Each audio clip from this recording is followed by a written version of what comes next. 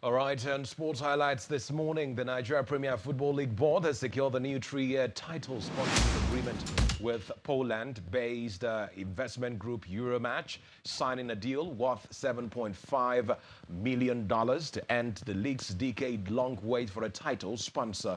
The deal unveiled by NPFL board on Wednesday in Abuja ahead of the 2026-2027 season, which begins this Friday, is valued at $2.5 million annually. Now, 60% of the yearly sponsorship proceeds is going to amount to $1.5 million allocated to the 20 league clubs. Euromatch Group is a Warsaw-based private investment. Warsaw is in Poland, and technology company focused on the global regulated gaming industry. Now, when you take a look at the information on their website, the company's business is built around developing and scaling technology ventures, gaming infrastructure, and brands serving regulated international markets. And their arrival marks the return of a title sponsor to Nigeria's top flight league for the first time since Globalcom sponsorship ended in 2016.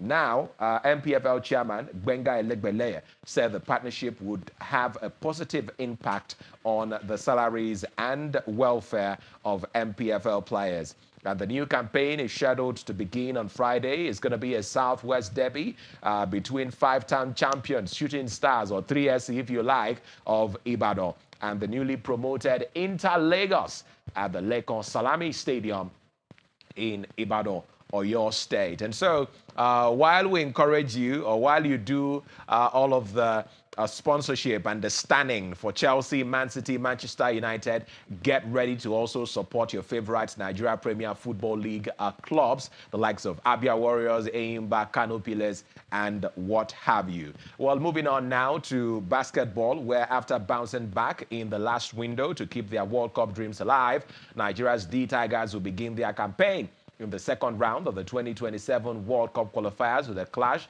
against group leaders Cameroon later on today. Led by coach David Fistel, Nigeria's 12-man roster have been fine-tuning their preparations in Tunisia ahead of the showdown at the Red Sal Multidisciplinary Derade. Heading into the encounter, the Tigers hold the better head-to-head record, having won 3 of their last 4 meetings with Cameroon. Now, after the clash with Cameroon, the Tigers will face South Sudan on August 28 and Cape Verde on August 30, with the Nigerians needing a strong finish to remain in contention for one of the World Cup berths. Nigeria, of course, are among the 12 teams that advanced to the second round of the African qualifiers after the first 3 windows, which were played in November 2025, February 2026, and July 2026. The teams will carry their results from the first round into the second phase, making every game crucial in the race for places at the 2027 FIBA Basketball World Cup in Qatar.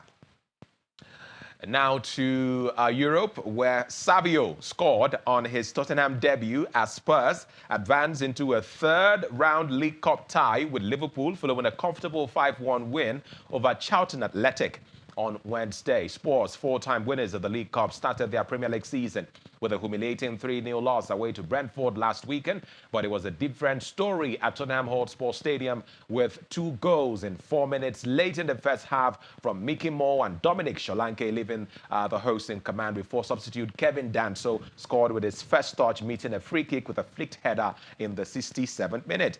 Brazilian winger Savio, that's the one you know as Sabinho. For some reason, he's changed his name to Savio. He joined Spurs for a reported initial fee of $75 million. He came off the bench in the 71st minute and started to repay some of that outlay when he ran inside, beat 2 defenders before letting fly with a shot inside the near post. He also scored again before the end of that game. Now, the 9 Premier League teams that are playing in Europe: Arsenal, Aston Villa, Bournemouth, Brighton, Crystal Palace, Liverpool, Man City, Manchester United, and Sunderland all enter the League Cup in the third round. The draw took place after Wednesday's games, and we have Spurs away to Liverpool, and in one of the possible 6 all-Premier League ties. Manchester United face Brighton, while Chelsea will play Leeds if Xabi Alonso's side get past Luton later on today. And by the way, Luton is being managed by Jack Wilshere, former player of Arsenal. Premier League champions Arsenal travel to Ipswich,